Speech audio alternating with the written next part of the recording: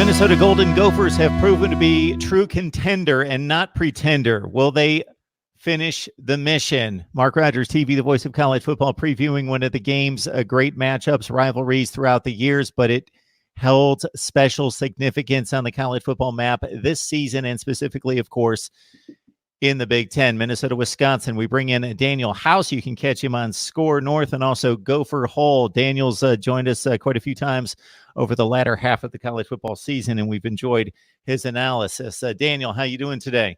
I'm doing well. The excitement is really high right now with College Game Day coming to Minneapolis for the first time, so the atmosphere should be really exciting this week.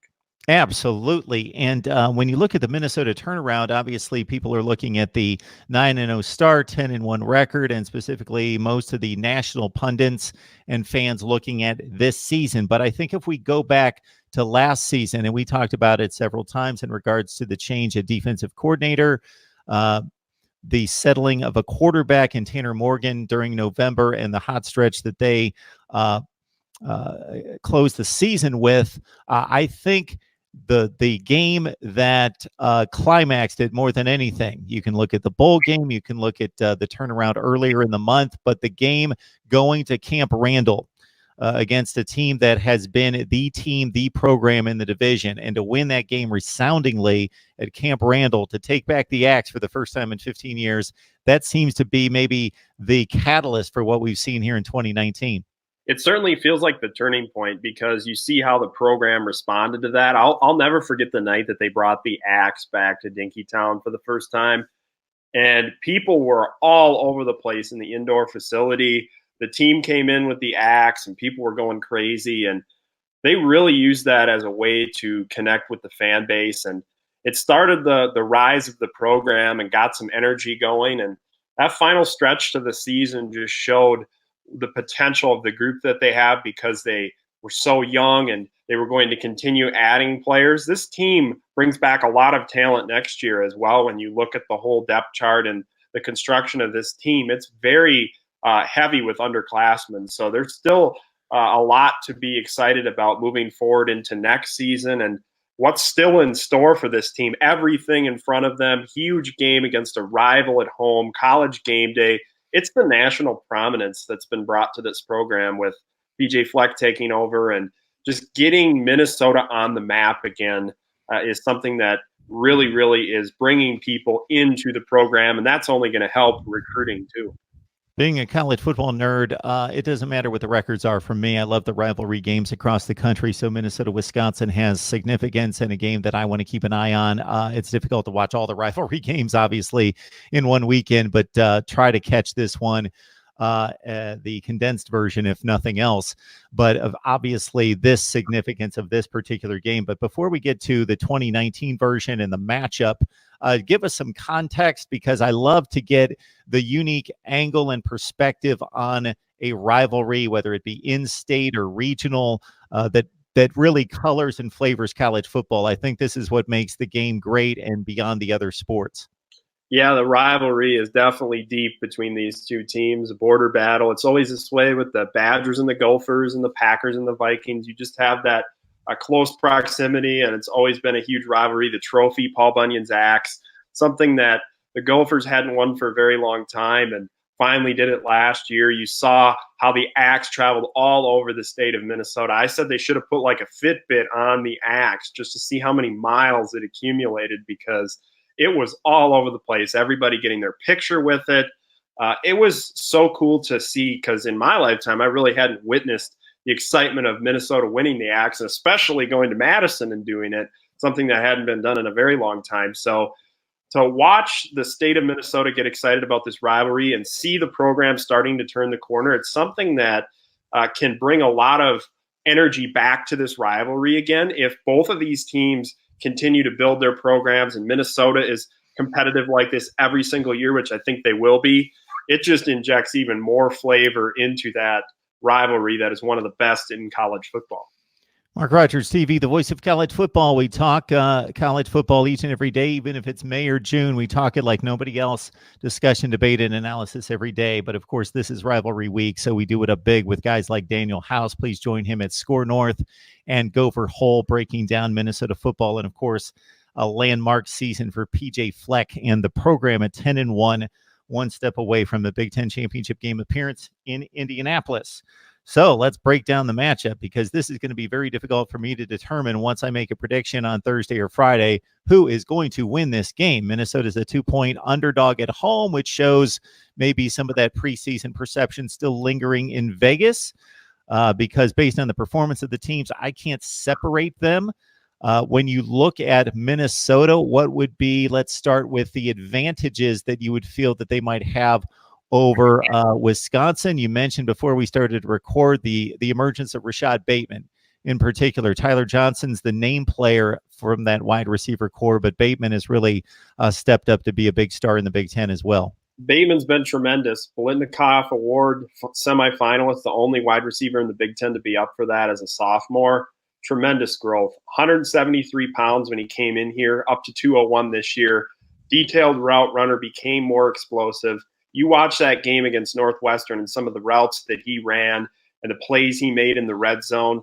All year he's been one of the most dynamic players. And you see Rashad Bateman and Tyler Johnson, Coach Fleck was talking about it after the game. It's 1A and 1B, because with Rashad Bateman out there, if you want to take away Tyler Johnson, bracket him, you get one-on-one with Bateman, and it's vice versa. So you see the way the Gophers have built this passing game, it's a clear advantage. I look at the game this week with Wisconsin having so many injuries in that secondary. Not only that, but then they have the backup safety come in, Colin Wilder. He gets ejected for targeting, so he'll miss the first half. Hicks, the starting corner, he had a head injury. He had to leave. Reggie Pearson's been dealing with some shoulder problems, a safety. And Scotty Nelson was originally the main starting safety. He got hurt early in the year, and he's out for the season. So in the back end of Wisconsin's defense, they've really had a lot of injuries, and Minnesota's passing game is ticking. I don't like the matchup particularly for Wisconsin, the RPO and quick passing game, just pure play action in general. Minnesota's wide receivers, if you try to cover and man quite a bit, if Wisconsin tries to do that, I don't know if Wisconsin has the corners to keep up with the three receivers that Minnesota has. So I expect they're going to play some zone, and then you just attack that underneath with a lot of quick passing. And I just feel like Minnesota's passing game is the one thing that could make a difference in this game. However, there's interesting statistics with Wisconsin's rush defense. I mean, opponent rush play explosiveness, they're 107th out of 130 teams. So they've allowed quite a few explosive rushing plays, and it kind of surprised me when I was diving into the numbers.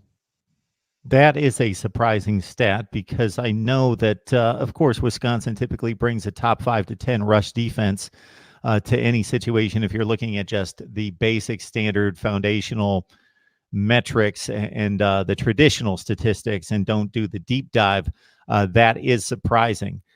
Christmas is coming, folks. Shop Amazon. Use the link in the description section below. Same shopping experience. You don't spend an extra penny, but you help us build the channel and bring the best discussion, debate, and analysis in college football.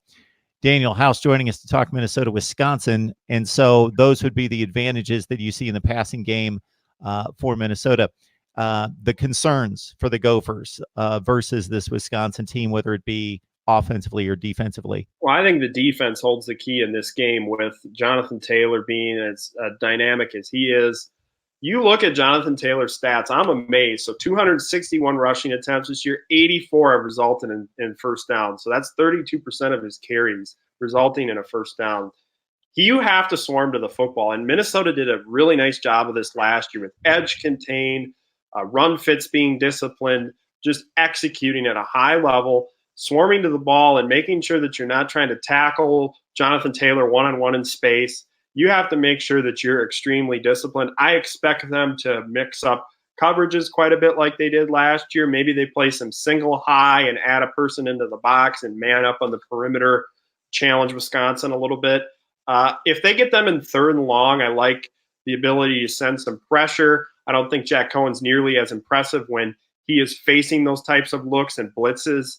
That's the key. You got to try to slow their success early on in those early downs, because if they get in a groove and you're in 2nd and 3 and things like that, then they can be a lot more aggressive offensively. And they like to run a lot of different creative wrinkles. Like last week, you saw some jet motion and some option stuff. They were running some wildcat, really getting creative with the rushing concept. So again, that edge contain. I thought the Gophers against Northwestern didn't tackle as well in the second half.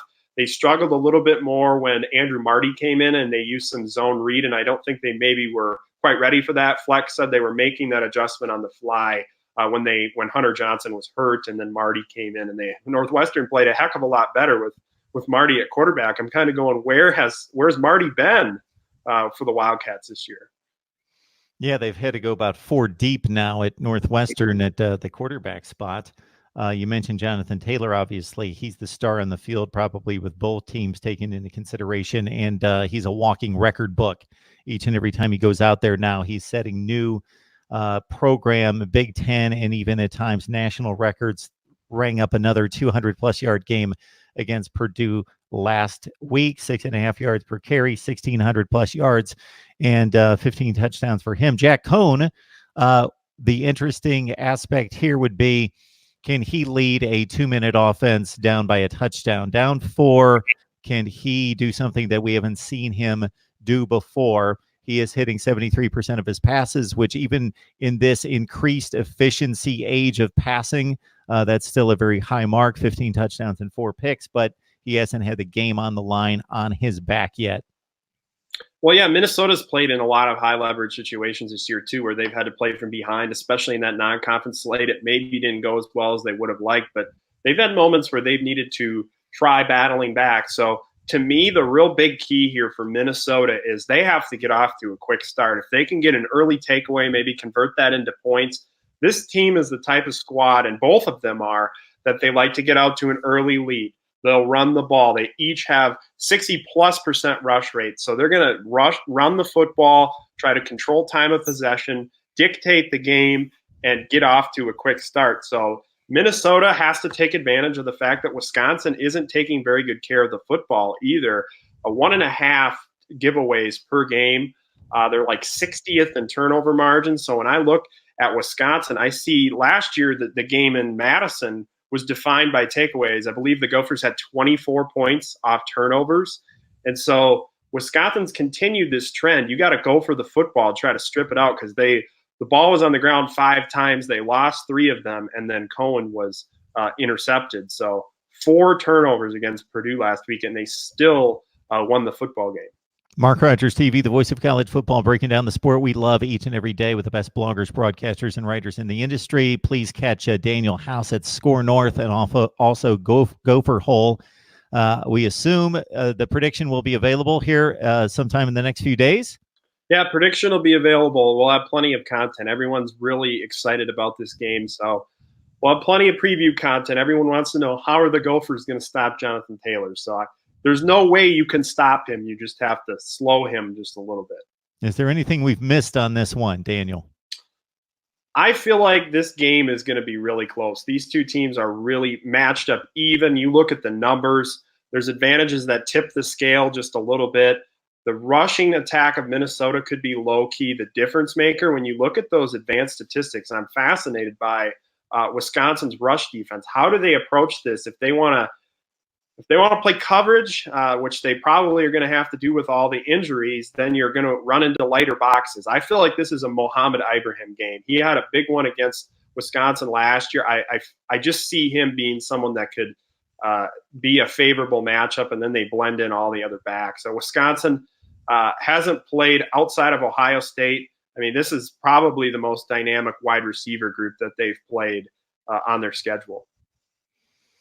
I love Rivalry Week. It defines college football like nothing else. The pageantry, the tradition, the storylines, the narratives that run back for decades and decades. And this is certainly one of the best, but the added incentive and focus on this game, College Game Day, as you mentioned, in town. This is the most important game in college football for many reasons. When you consider that Ohio State may be in the playoff regardless, and Alabama-Auburn with lesser significance than usual on a national scale. Minnesota-Wisconsin, probably the most important game of the week for this great rivalry week in college football. Daniel, we hope you enjoy the game, and we appreciate you stopping by as always. Hey, thanks for having me.